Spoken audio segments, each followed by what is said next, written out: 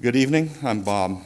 I'm a grateful believer in and follower of Jesus Christ who struggles with abandonment issues and insecurity leading to depression and codependence. There's no way to express to you how humbled and honored I am anytime I'm able to share my testimony of how God, through Celebrate Recovery and a newfound relationship with Jesus Christ, has changed my life. My fervent prayer is that God will use my testimony as an example of how someone that just didn't get it and tried for over 60 years to do it by himself can still be changed by turning his life and recovery over to Jesus Christ. My prayer this evening is that you will leave here tonight with a newfound hope that no matter what you have done or have been through, that through Jesus Christ and Celebrate Recovery, you can have that happy life that we in Celebrate Recovery pray for each week in the Serenity Prayer. Most importantly, you never have to go through anything alone again. The most important thing you see, this isn't a story of how Bob has survived or coped or how Bob did it.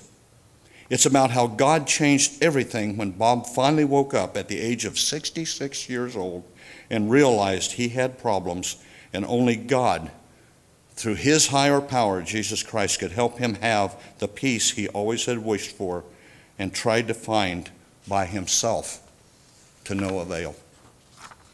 The road to this realization started in August of 2009 when our pastor came to my wife Jackie and I and asked if we would be interested in being part of a group of something called Celebrate Recovery. I had no idea what it was, but we were missing being involved in a ministry and was really open to hearing about it. I knew that after working for years in California with the homeless and less fortunate, and seeing how life had just beat people down, I was grateful that God was going to allow me to help people again. Knowing that Pastor Chuck knew we had been involved working on Skid Row in Los Angeles for over 20 years, I just figured it was some sort of outreach program helping the needy. He explained he thought I would have heard about Celebrate Recovery before because its home was just 1/2 hour from where we lived in California, and that it was a 12-step recovery program based on biblical principles and steps. I was kind of confused as to why he thought I was qualified to be involved in a recovery program. Then I thought, why not? I've been through some tough times. I can listen. I'm always good at giving advice and how they can get their problems fixed. That would be cool to be able to help people again, just in a different way. God made me a social type and a talker. I bet I can straighten some of those folks out and help them. Isn't it great how we all come into these things with such a godly, spiritual attitude, and yet God just grins and uses us anyway? Well, as you already know, I was headed for a big surprise. There were 4 couples that met with Pastor Chuck and agreed that we thought the Celebrate Recovery seemed like a great program, and we wanted to be part of the core leadership team to start it at Calvary. As we met each week trying to figure out how you start something like this, we all came to the conclusion after reading and listening to the Celebrate Recovery material and talking to people that we in leadership group not only had to put the parts and pieces in place to run Celebrate Recovery, but to truly understand it, we had to experience it ourselves. After all, as one of our people said, how can we help people if we don't know where we are in our lives? Not where we think we are, but where we truly are. Also, how better to get to know the other core members than becoming a family by doing Celebrate Recovery step study and getting to know each other's struggles and helping each other so we can support each other, not only in everyday life, but also as the attacks and struggles with running Celebrate Recovery come along. Little did I know just how many attacks and struggles would come our way and how God would continually in his faithfulness grow and mature me and bring me closer to Jesus Christ during this time, and he's still continuing to do that today. At this time, I was going along with everything simply because I felt I was probably the least qualified to be doing this and was open to what they wanted to do. Besides, I didn't have any real problems, so I could help them with their problems when they came up. No pride issues there, of course. So we started through the program. Now, those that know me do know, as I said, I can talk a little bit, and those folks knew me a little, so they asked me if I could do the first lesson. I said, sure, no problem. Now, trying how to figure out how to start a Celebrate Recovery program, I had read all the leadership things on how to start, had attended a one-day summit in Fort Wayne and all, but had I read any of the lesson? The answer to that would be no, because they were for people that had problems, right? Well, it was when I started reading the first lesson on denial that the light started to come on. I can't say I was preparing the lesson because really I just read out of the book the first week. It was while reading that lesson on denial that I got a major shock. It was as if God was speaking to me saying, hey Bob, this is my gift to you. I want you to serve me, but you have to admit that you have problems too. You see, Bob, I can't use you fully until you recognize these problems, deal with them, and truly give them to me. You see, for 20 plus years as a Christian, I had said the words about giving my life to Christ. And truly I thought I had, but I truly hadn't. I had worked in ministry. I went to church. I was successful in many things, but not in my relationship with my Savior. I had never been able to overcome my constant anger inside and feelings that everyone else was smarter than I was. I had time and again asked myself and others, what is this peace everyone talks about? I knew I was saved. I knew God loved me, but I had not let him take control of my life and my problems. You see, I didn't have any problems. I had handled them and moved on. Not only was I not prepared to lead, I also realized I needed to Celebrate Recovery more than probably anyone that was going to come through those doors. I remember reading in the Bible where Paul says he was not there yet on his journey. You see, I had accepted Christ. I was saved. But it became apparent until I recognized and dealt with my problems, I hadn't even started the journey yet. It immediately became apparent that I had been in denial for all of my life. You can't imagine how scary that is. At 66 years old, you realize you've been living a lie to yourself for that long. You see, I never denied what had happened in my life. I just denied that it had affected me. I never let anything bother me for more than a few days. Through various coping mechanisms, I would just move on surviving, if you will. Stuffing it is another good term. Never realizing that the reason I struggled with my emotions and relationships was because of the effects these things had had on me. I look back in the rearview mirror of my life, and it is astounding to me how I could live in complete insanity, doing the same thing over and over, expecting a different result, and wondering why I was so uneasy and angry all the time.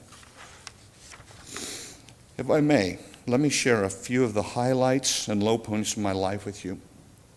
I will not go into great detail on some of these things, as this is not about what Bob has been through. It's about how, even though Bob refused to recognize what God could do for 66 years, he waited and waited and waited on me and gave me chance after chance. Just as I hope this evening he is using this to give you another chance to see what through Jesus Christ he can do for you. I just want you to see how insane we can be, thinking we are just fine when our life is really just one crazy insanity after another. Celebrate Recovery defines insanity as doing the same thing over and over, expecting a different result. That was the one thing I was a true professional at. I was born in Lafayette on October 30th, 1942. To be very honest, in the first 12 years of my life were really pretty great. I was an only child, or so I thought. I will get to that later. In fact, I was the only grandchild, nephew, niece, or anything. Basically, I was the typical spoiled kid. I was doted on by my mother, grandmother, aunts, and uncles. Yet even though I was surrounded by a loving family, my mom, aunts, and uncle, I still felt like I was a great disappointment to my father. He was what we used to call a self-made man, hard-working, hard-living. To be honest, he was just plain hard. I knew as a scrawny little kid I was a disappointment to him. Now, if you can believe it, when I entered the Navy at 18, I was the height I am now, but I weighed 125 pounds. The Navy put me on a weight gain program, and I just tell people, it worked. To this day, I can't remember a pleasant, fun conversation or time with my dad. I can remember days that should have been fun ending up sad because he would get mad because I did something to disappoint him. Going to Indiana Beach and being afraid to reach out for the ring on the merry-go-round made me chicken. Being afraid of the water, same results, chicken, baby. What a confusing time. I could do no wrong with my mom, but nothing right with my dad. His favorite term was, "When are you going to grow up and be a man?" I was probably 7 or 8 when I heard that the first time. He also had a temper and was quick with physical punishment. The belt was always at the ready. His favorite statement there was, even if I hadn't done it, he was sure he had missed something that I'd done, and this just made up for that. I do remember vividly that the one great sin you could commit was to tell anyone outside the family that we had any problems. My family was tremendously secretive. I thought all families were that way. If you had a problem, you stuffed it, moved on, got over it, and above all, you never discussed it. I never knew that families actually sat at dinner and talked. For me, that was when a promise of punishment after dinner was always the topic.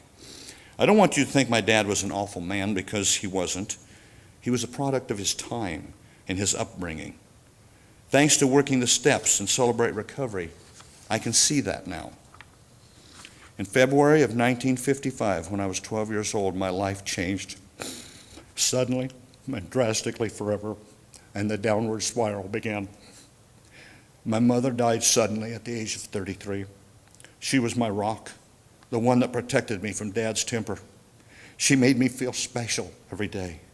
Only recently, while working through my step study and working on my testimony, did it come back to my memory, the scary, blood-curdling scream I uttered when I was told she had died. I actually called my aunt to ask if it actually had happened or if I had just imagined it. She told me that after nearly 60 years, she could still hear that scream in her ears.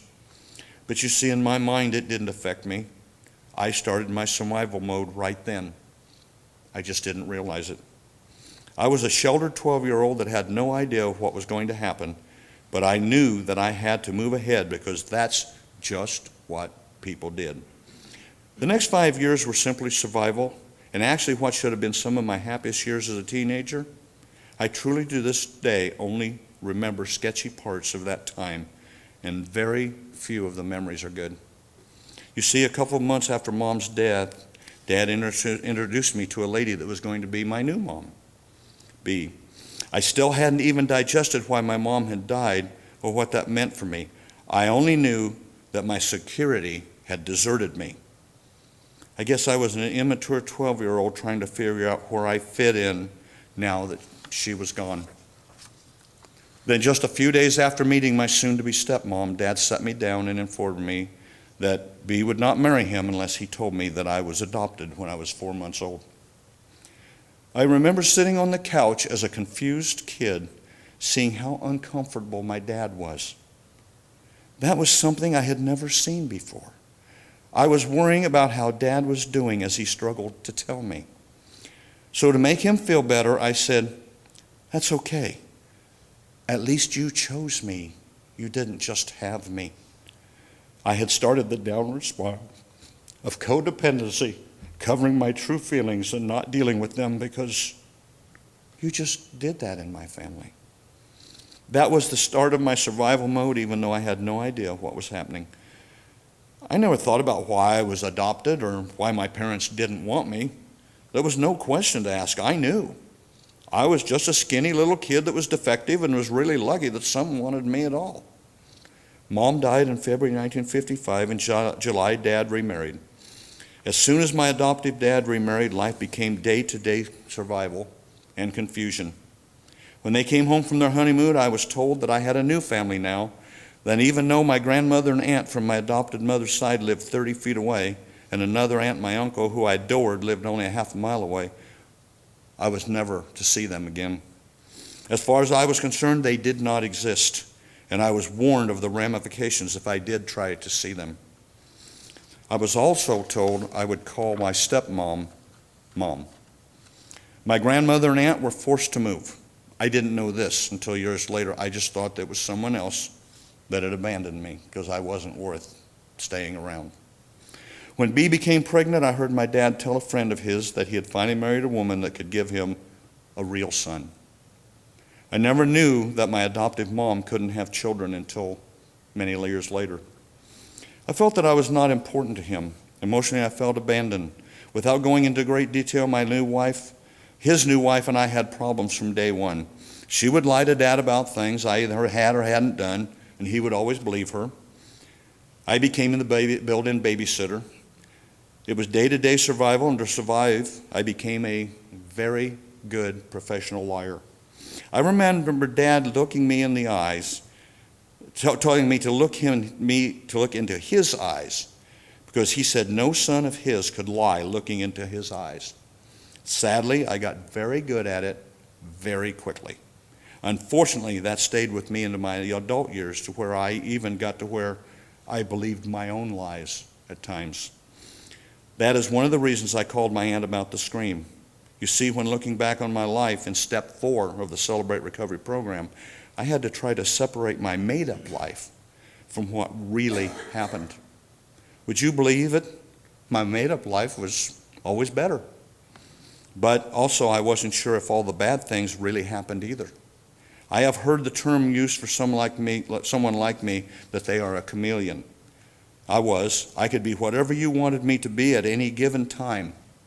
But you see, sadly, I didn't even know the real me. Thanks to Celebrate Recovery, Step 4, and my Lord and Savior Jesus Christ, where we made a searching and fearless moral inventory of ourselves. I am now closer to knowing the real me, but there are still some areas that I still wonder about, and there are areas that, as I said, I truly don't even remember. Even after 4+ years of recovery, just reworking this testimony, God opened up a couple of new areas that I had to pray and give to God that I had forgotten. That is why I want to impress on everybody that recovery is a process. And only by continuing to work the steps and principles and being close to Jesus Christ will He continue to help us in our recovery. I enlisted in the Navy on my 18th birthday to escape. That was probably the best decision I could have made. But I also made a very poor decision at the same time. Our neighbors had a niece that would visit during the summers. She paid attention to me, and I was desperate to find someone that cared. She told me she was pregnant one night. No, it wasn't mine, but in my mind, I just knew I was in love and that I could be there for her. Can you spell codependent and desperate to be loved? We ran away to Tennessee and got married, and 2 weeks later, I left for Navy boot camp at Great Lakes. To be honest, the first 2 or 3 years weren't bad. She had a beautiful little girl named Beverly that I loved as my own. A year later, we had another beautiful little girl, Tammy. That is my biological child. Life was good. I loved the Navy. I had a family to care for and love. Shortly after this, in 1963, we were transferred to California. Before I knew it, I was on a destroyer on my way to some place called Vietnam. I had been gone for just under 9 months when my ship came back home. What a thrilling time to be coming home and seeing my family again. Upon arrival back in port, all of my shipmates' families were on the dock, but mine was nowhere to be seen. I can still remember the looks from my shipmates as they had seen this happen before, and they didn't know what to say. My family finally showed up 3 hours later with some excuse about being late that I was willing to accept because I was so relieved that they had actually came. I had seen guys lose their families while gone. And looking back, I guess I kind of expected to be abandoned again. Once again, though, I felt that I wasn't important enough for my family or anybody to really care about. A few days after coming home, my wife announced that she was pregnant again by somebody else. Upon hearing this, I had had enough, so I immediately moved out. That would be a big wrong. I was so afraid of being alone that I told her we could work it out. I tried to get humanitarian shore duty, but it was wartime and that wasn't going to happen. The baby was born, another little girl, Cheryl. Sadly to say, to this day, I have no memory of her birth or ever holding her. I think the ship must have deployed prior to her birth, but that is one of those dead areas of my memory that I've not been able to bring back. Around this time, my ship was deployed for a second 6-month cruise. During this cruise, I was called to the captain's cabin and informed that someone had checked on my family, and they were gone. It looked like everything had been moved out. The house was empty and stripped bare. I was flown home on emergency leave and found that my wife had left with the girls and was living with someone else. Would you believe it? I was so desperate to be loved that I still hoped that we could work it out. I still remember telling her that marriage is for a lifetime, that people had been through more than us and that it would be okay. The pain of rejection, of being abandoned again, was more than the pain of living with someone that didn't want you. See, after all, I had already done that. She didn't come back when we divorced in 1965. I once again denied that I was affected by any of this and just moved on. At least that's what I remember about the short time between marriages. I don't remember a lot about that time because, except when I was on the ship or at sea, I had any bottle I could find, and we were best friends. I was a functioning alcoholic, but would have said, "You were crazy if you told me that," because I didn't have any problems. I had moved on. I soon met my second wife. We were married, and we had two children, a son, Robert Jr., and a daughter, Kimmy. We were happy for several years. I was seeing my children from my first wife as often as I could with the Navy schedule. In 1969, I found out that my first wife had left with my children, and I had no idea where they were. I tried to find them with no luck.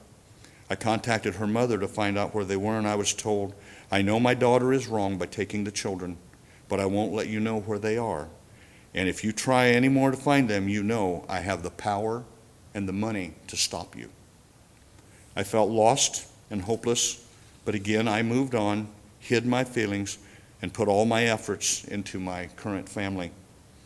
In 1970, I left the Navy to be home with my family with the hope that this wouldn't happen again. This is the insanity of saying you have no problems or have handled them while stuffing them. During the time between 1970 and 1975, I was putting a lot of energy into my family. We bought a home. I went into the Naval Reserve program in recruiting. I was involved in the school as the first male PTA president in California. I coached Little League. I was a Cub Scout master. Yet during this time, we had gotten involved with neighbors and friends. Partying became our outlet. We became addicted to marijuana and alcohol. We grew and dealt marijuana out of our home. Only by God's protection did we not get caught. I only mention this because one of the things I have to deal with in my recovery is a relationship with Rob and Kim today that I can trace back to the fact that while young, I led a double life that they were part of. Today, I have a wonderful relationship with Kimmy, but only a surface relationship with my son. As a matter of fact, he just moved out on his second wife and is living with someone else. He did the same thing to his first wife over 15 years ago. I have to be honest, I wonder what part of our lifestyle and what went on during their growing up caused him to have problems with relationships. Thankfully, for Celebrate Recovery, now I know that I have support each time I get what I call the guilties, as I call it. I have made amends to both Kimmy and Rob as part of my spiritual inventory. I am a true example of the miracle of recovery by the grace of God. But also the truth is that it is a process, and my past has affected relationships with others. To continue, I soon went to work for Mobil Oil, and a few years later I had the opportunity to go to Saudi Arabia to construct a pipeline. This was a good chance to help my family financially for the future, but it did take me away from home. I was there for 2 months at a time and home for 3 weeks. After keeping this schedule for 3 years, I found out that my second wife was cheating on me. She had been the whole time. As I would leave for my 6 weeks in Saudi, she would move her boyfriend and his daughter into our home. When I came home, she would rent an apartment for them and bribe Rob and Kim with new clothes and tell them that if they said anything, I would leave and they would never see me again. I can only imagine how much this has affected them as adults. This led to divorce, another failed marriage, abandoned again, but I didn't let it affect me, so I thought. I just moved on. My only struggle was trying to figure out what was so wrong with me that I was not good enough to keep a wife happy. I tell you, that is a challenge to your self-image and manhood. What can I do better to make it work? Ask any abuse victim. They have the same thoughts over and over. I figured I just wasn't man enough to keep a wife, so I'll just move on. I also, at that time, was not owning up to my part in the failed marriage. Actually, I should say that I and the bottle moved on. It is by the blessing of God that I didn't get back into drugs, because, as I said, for a number of years, my second wife and I were functional addicts to marijuana, and I could have gone back that way too. I was still working in Saudi Arabia, so I would go 6 weeks without a drink, then 3 weeks while home on vacation, were days I opened the bar, closed it, sometimes slept there, and opened it again. But I didn't have a problem. I was just celebrating, having fun on my time off. You want to know something even crazier? During this time, I was at the bar counseling another man because of his anger going through a divorce. My advice to him was, that was yesterday. Move on. In 1981, during one of my 3 weeks home from Saudi Arabia, I met what has become the true love of my life and my current wife, Jackie. The man I was counseling at the bar brought her in to meet me. We will have our 32nd anniversary, July 31st. We married in 1982, and a year later I came home from Saudi Arabia for good. My children from my second marriage came to live with us a year later. This wonderful woman that couldn't have children of her own became the instant mother of teenagers. To this day, my youngest daughter introduces Jackie as her mom. I had my family back. All was right with the world. To show how denial can affect you, even though I was truly happy and life was good, I had to share something with Jackie after we had been married for several years. I told her it was nothing she had done, and she couldn't have prevented it. But for the first several years we were married, if I worked out of town for a week or so, or worked for long hours, when I turned onto on our street, I expected the house to be empty. That is baggage I was carrying around that I denied and thankfully didn't destroy or damage our relationship. A few years into our marriage, I was contacted by my first daughter, Beverly, who worked for Social Security office and was able to find me. It was a very emotional time because we brought up a lot of old feelings and hurts that I had denied. Beverly and Tammy flew out to see us. It was a joyous and strained visit. You see, they had been told that I was the one who had left and didn't care, that I had been the one that had abandoned them. I also found out that during the years that I had not been able to see them or know where they were, that their mother had allowed all three of the girls to be sexually abused, forced to take drugs, and to be physically abused. This, of course, brought up so much guilt that I went into depression. I kept telling myself I didn't do enough for them. If I had found them, none of those terrible things could have happened. Being the professional at denial that I was able to hide my depression and move on. I never saw Beverly again. She never contacted me after that visit because it was too hard for her. I was able to keep in touch with Tammy through the years by phone. I prayed for more from our relationship, but it was hard for her because she was trying to sort out the truth. At one time, we actually went 7 years between talks. Then she called on Father's Day, and we started trying again. No matter what I told her, it wasn't enough to fix our relationship past the surface stage. But like two lost souls in the night, we just kept trying.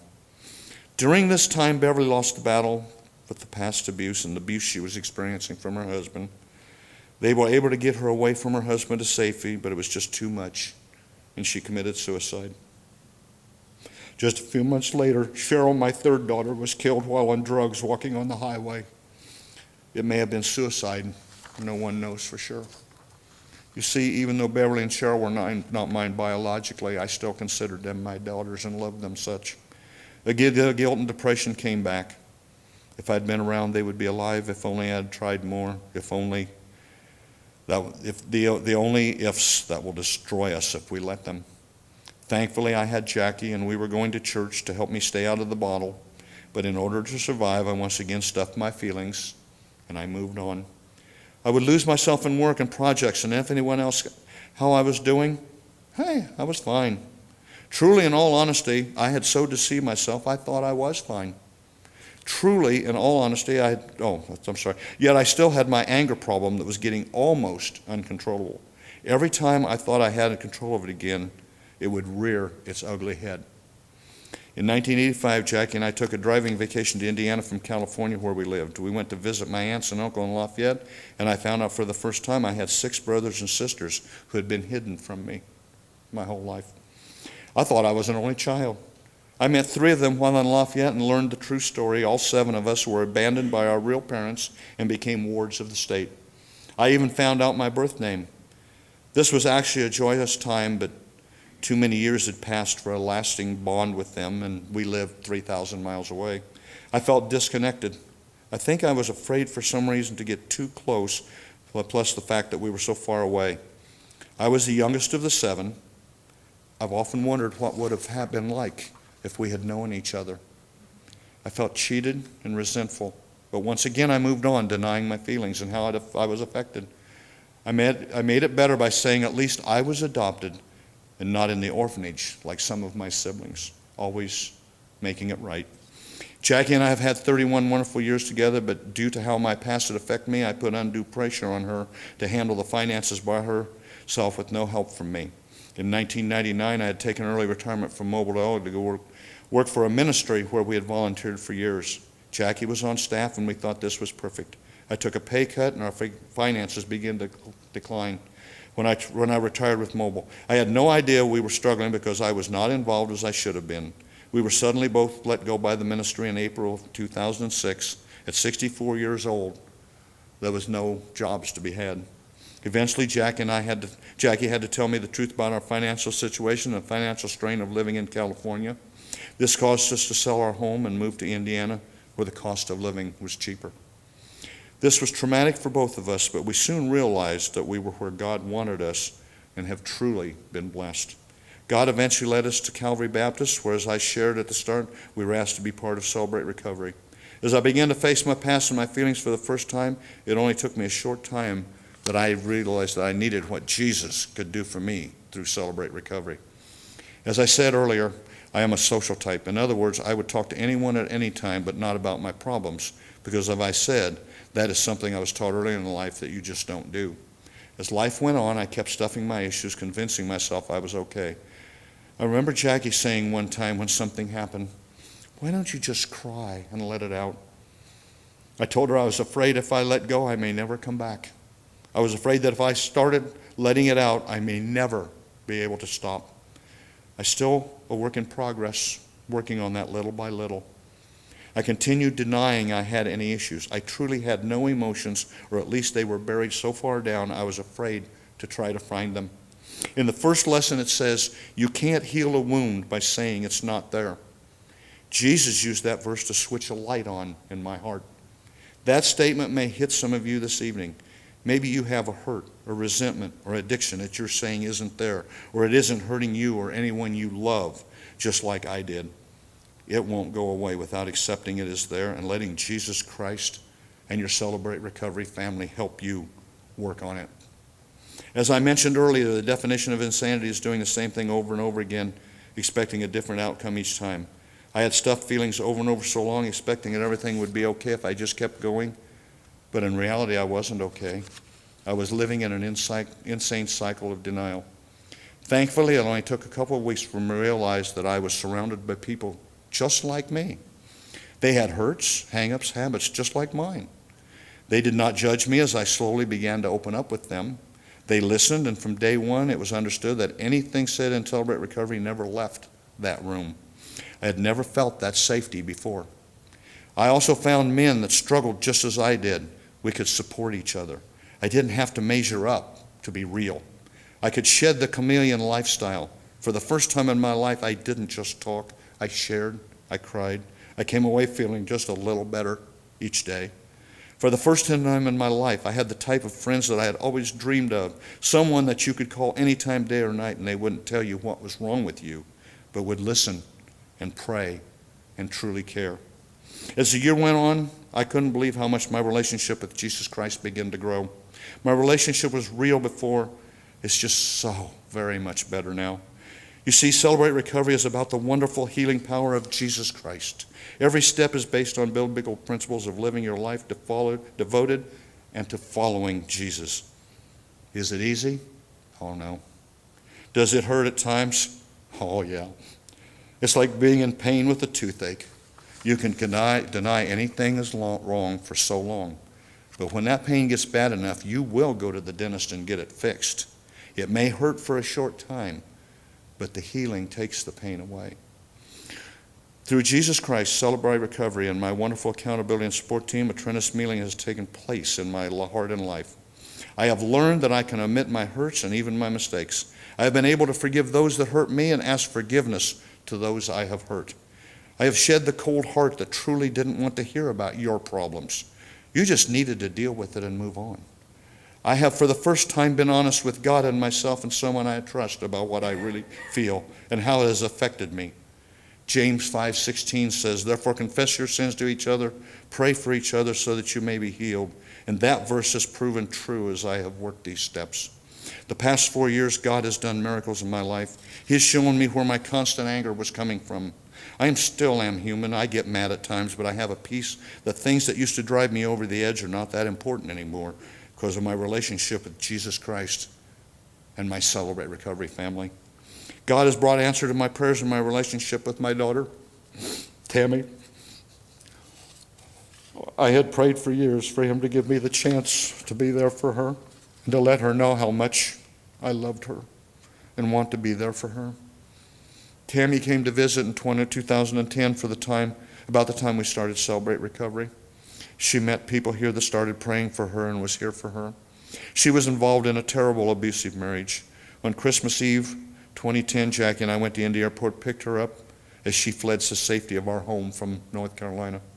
In January 2010, I was able to accompany my daughter back to North Carolina, be with her during the trial for a permanent restraining order, and to face her abuser.